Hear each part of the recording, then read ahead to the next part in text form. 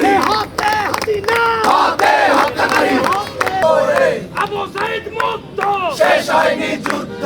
অনতিবিলম্বে এই হাদি ভাইয়ের হত্যাকারীদের যদি কঠোর এবং তাদেরকে যদি মৃত্যুদণ্ড কার্যকর না করতে পারে তাইলে কিন্তু আমরা এই যে হাদি ভাইয়ের যে সহযোদ্ধারা যারা আছি এই জুলাইয়ের জাগ্রত যে সৈনিকরা আছি তারা কিন্তু কঠিন থেকে কঠিনতম কর্মসূচি দিতে বাধ্য হব।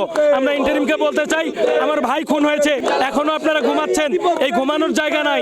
আমাদের দেশের সার্বভৌমত্ব নিশ্চিত না হওয়া পর্যন্ত আপনারা ঘুমাইতে পারেন না। আপনাদেরকে ঘুমানোর জন্য আমরা চেয়ারে বসাই নেই। ওসমান হাদিদেরকে বাংলাদেশের বুকে খুন করে এই বাংলাদেশ থেকে কেউ পালাবে আর আমরা চুপ করে বসে থাকবো, সেটি হতে পারে না।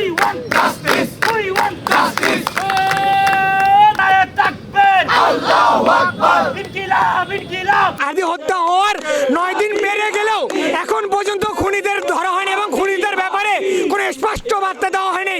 আমাদের কথা স্পষ্ট, তাহলে আমাদের নিরাপত্তা কোথায়?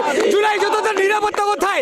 আমরা স্পষ্ট হয়ে বলতে চাই, অবিলম্বে হাদি হত্যার খুনিদের গ্রেফতার করতে হবে এবং তাদের বিচারের ব্যবস্থা করতে হবে। ভিশন ব্লেন্ডার সাইক্লোন প্রো সঠিক ওয়াটের শক্তিশালী মোটর ও শার্প কাটিং এজ ব্লেডের কারণে মাংস কিংবা অন্যান্য মশলা নিমেষেই হয় মিহি passion. Vision Blender cyclone pro. Delhi না ঢাকা, ঢাকা ঢাকা, দিল্লি চাই হাদি হত্যার বিচার চাই, বিচার বিচার বিচার। আমাদের বিপ্লবী ভাই শহীদ ওসমান হাদি ভাইকে কিছুদিন আগে প্রকাশ্য দিবালোকে নৃশংসভাবে হত্যা করা হয়েছে এবং ইন্ডিয়া এটার সাথে সরাসরি সম্পৃক্ত। আমরা দেখেছি যে ইন্টারিম সরকার এখন পর্যন্ত লাজুক অবস্থানে আছে এই বিষয়ে। তারা এখন পর্যন্ত কোনো খুনিকে ধরতে পারেনি, তাদের বিচারের আওতায় আনতে পারেনি। যতক্ষণ পর্যন্ত না হাদি ভাইয়ের হত্যার বিচার হচ্ছে ততক্ষণ পর্যন্ত বাংলাদেশে কোনো নির্বাচন নয় এবং হাদি ভাইয়ের বিচার সুনিশ্চিতভাবে বাংলার মাটিতে করতে হবে। সারা দেশব্যাপী ইনকিলাব মঞ্চের আহ্বানে ছাত্র জনতা নেমে এসেছে হাদি ভাইয়ের হত্যার বিচার করা, সুষ্ঠু তদন্তের মাধ্যমে তার দ্রুততম হত্যার বিচার করে কার্যক্রম করা।